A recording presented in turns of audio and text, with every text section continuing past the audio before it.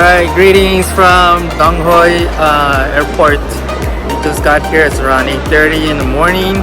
And anyway, so we're just gonna tour around in this area of central Vietnam. I guess during the Vietnam War, or what they call the American War here in Vietnam, there was some heavy fighting that took place in this area. So anyway, we're gonna go check out some places. You know, what's interesting is that even as we were arriving here, landing here, there was some sand dunes by the beach. So that's really cool. I don't know, it's really cool to see all of that. So anyway, more exploring to go. All right, so you're here in downtown Dong Hoi. So it's not a busy downtown area, but it's pretty awesome. We're here by the coast. This is our homestay. Homestays are usually private residences that offer accommodations for people to stay at. There are different kinds of homestays. This one, set in an urban area, is a mixture of a cafe located downstairs and rooms located above. In more rural areas, you most likely will get a more intimate family experience. Either way, they are great places to stay at, and if you're lucky, you get one with a really nice view. Oh, look at that.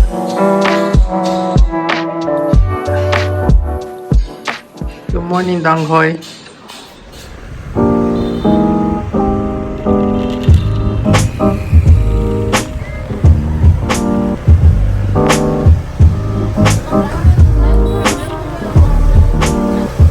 Alright, so we're at this restaurant called Jobii,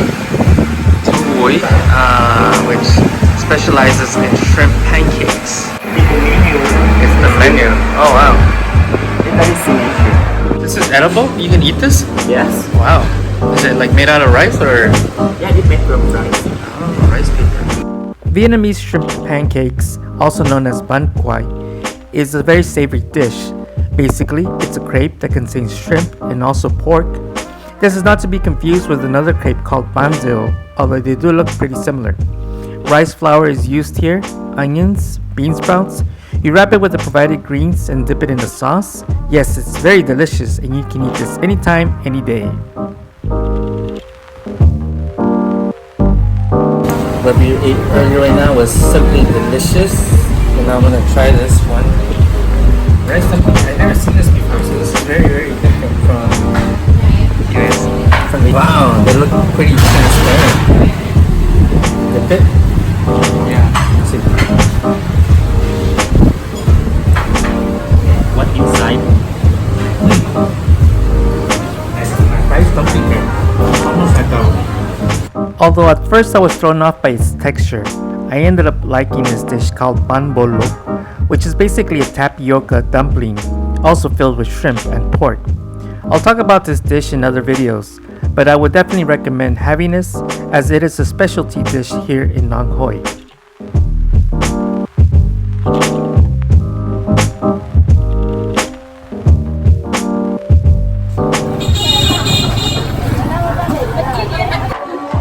Jeez, what is it?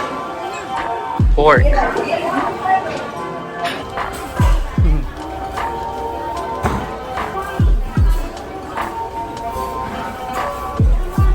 It's the closing time of a market, so the Dong Hoi market.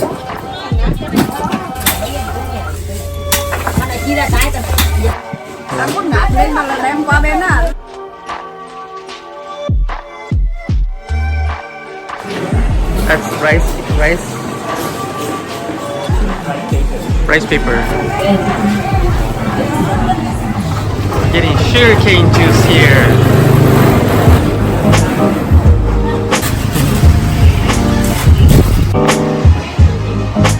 Oh, look at that.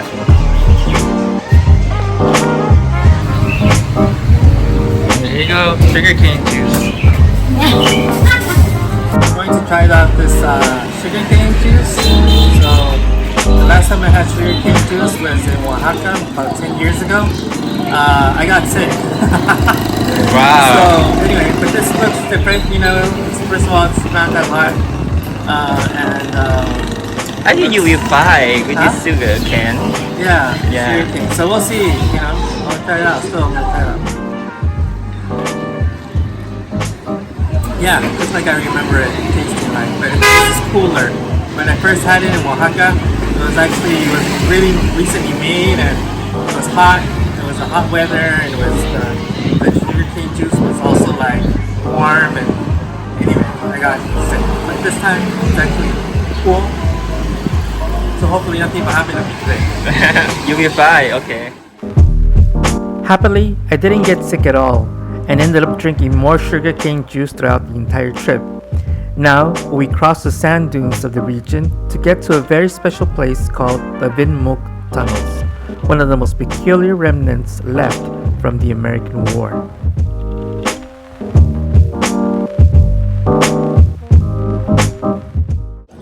Alright, we took a little break because my butt was hurting. Yeah. So my butt was hurting.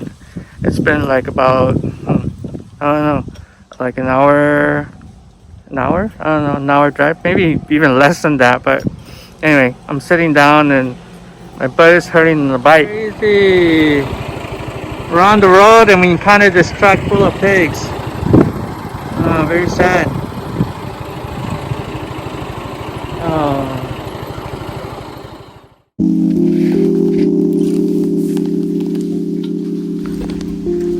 So we finally arrived and we parked here in this little area.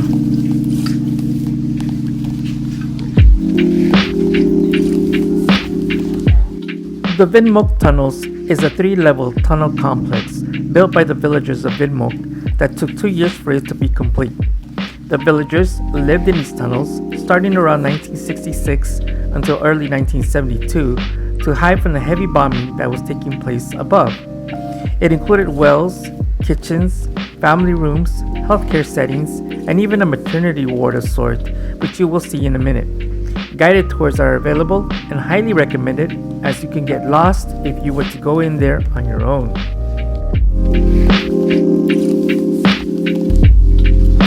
I was reading that a lot of the wood came from the people's houses.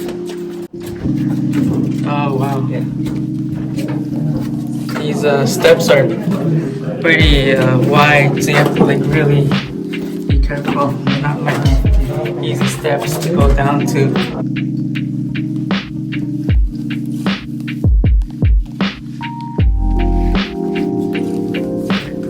Yeah. Oh my god. This is crazy. Ah! I keep hitting my head here.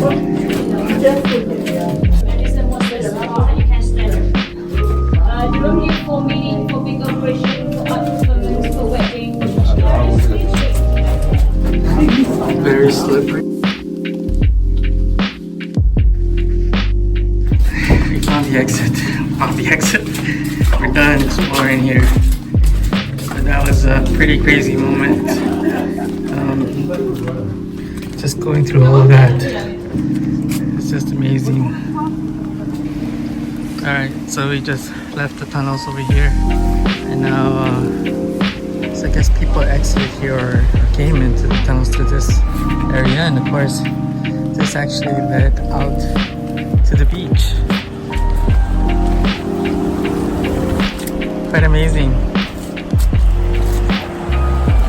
Beach out here. And of course, soldiers. Okay, one thing about the tunnels too, just be aware as you're going through it. Be in good condition because you know you go through these long steps and you go down and you go through the second level and you go through the third, and then what else? Yeah, it's just they're kind of for my height, I'm 5'6", 5'6" feet, and so they were still kind of lower, so there are times when I hit my head, so a good cap is nice to wear. And some area very narrow and you need to take care of your steps. Yeah, so the steps, yeah, some places are very narrow. And finally, And finally, what's the finally? I feel so happy to escape this tunnel. Oh yeah. After a while, you're kind of glad you're like, I'm out of here, I'm Oh my done. god, I want to escape. Yeah. It's very narrow. Very narrow, but anyway, but it's definitely, it's like amazing that the same people live there. Even though we also learned that they weren't there like the whole day or the whole night. I mean, at nighttime they kind of came out and did some things, and then even like early in the morning, and then they just went back in. Cool.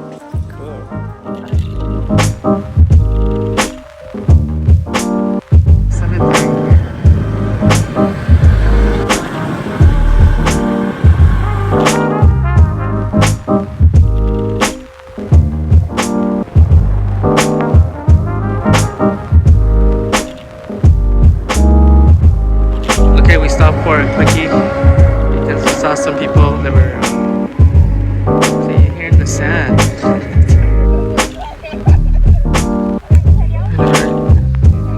Okay, we got up here and yeah, so we're just.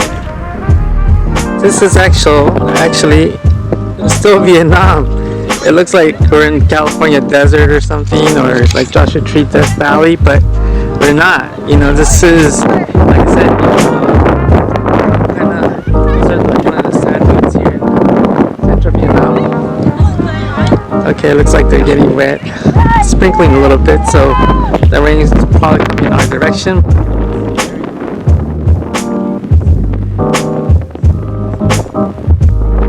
It's not all just tropical.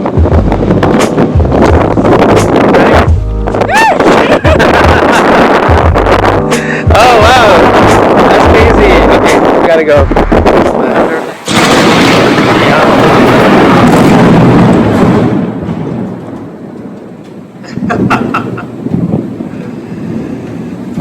So after our excursion, I mean actually while we were heading home, we got hit with this